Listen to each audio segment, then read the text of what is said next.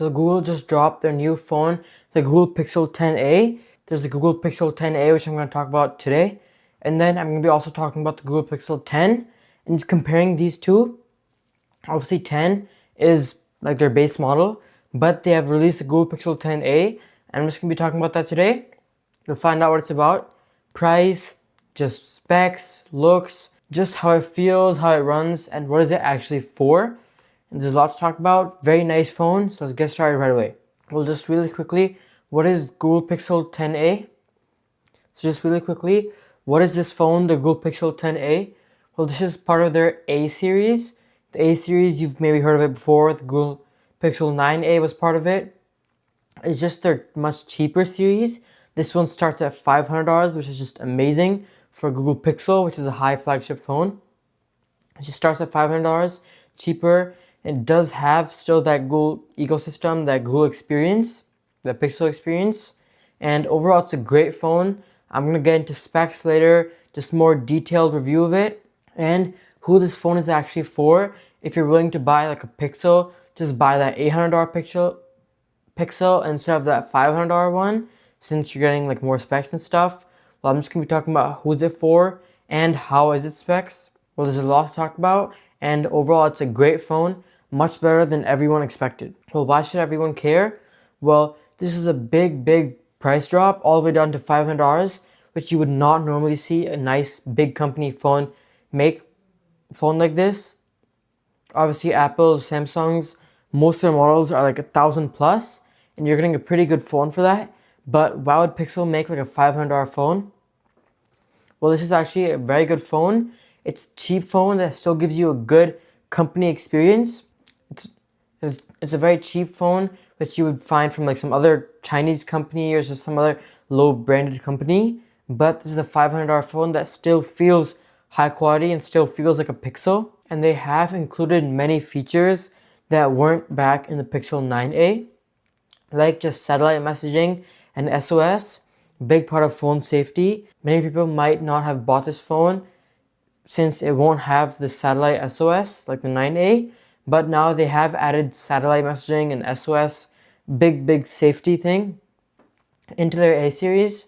They also added a much more durable just build, better durable outside, and much more durable screen, the Gorilla Glass 7i. And they have improved their battery a lot as well. It's a 5100 mAh battery, and Pixel and Google, they do promise more than 30 hours of your screen time, and it can be up to like 120 if you optimize it at the max. But what's actually new this year, a lot of things are better than 9a. They improved charging by a lot. Charging can go up to 30 watts and sometimes 45 with a better charger.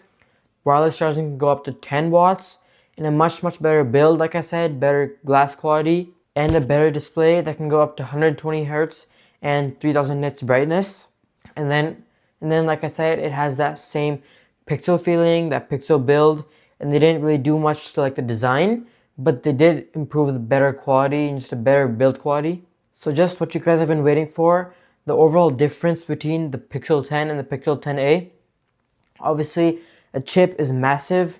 The Pixel 10 uses a Tensor G5 with 12 gigabytes of RAM, while the Pixel 10a only uses 8 gigabytes of RAM and is one step down at the Tensor G4.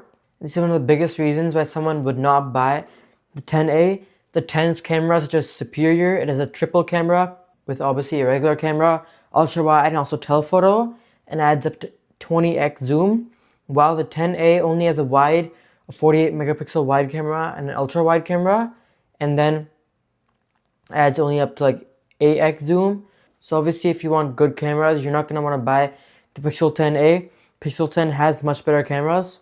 For charging, there's not much difference here, but the wireless charging can go up to 10 watts for the Google Pixel 10a, while the regular model, the 10, can go up to 15, which is much better since a lot of people use wireless charging as their main charger. Just put it next to their bed and just like let it sit there for like the whole night. And obviously this brings us to the price. The price is $500 to $800. Google Pixel 10a is $300 cheaper. But obviously, like I told you before, it has a lot of specs differences and just overall worse phone. but obviously not everything else is worse. You're still getting a very good display, the same display actually, good build, nice Pixel ecosystem. You have the same Android 16 and obviously the same just like environment. So obviously in conclusion, great phone. Who would want to buy this? A lot of people who really don't use their phone too much. If you obviously don't need a crazy phone like an iPhone or Samsung and you still want to get a good phone but not spend that much money, you can obviously buy the Pixel 10, or you can even save a lot more money, $300, and get the Pixel 10a, which still do include a lot of features and obviously a big price difference, which will matter for a lot of people. So that's it for today's video. Great phone, not much difference, and I'd say the price definitely makes up for it. Just a worse phone overall, but definitely some potential. And a lot of people will buy this because of the price difference. Price definitely matters, and I think it's a great bang for buck. So I'll see you next one. Bye for now. YouTube Pro out.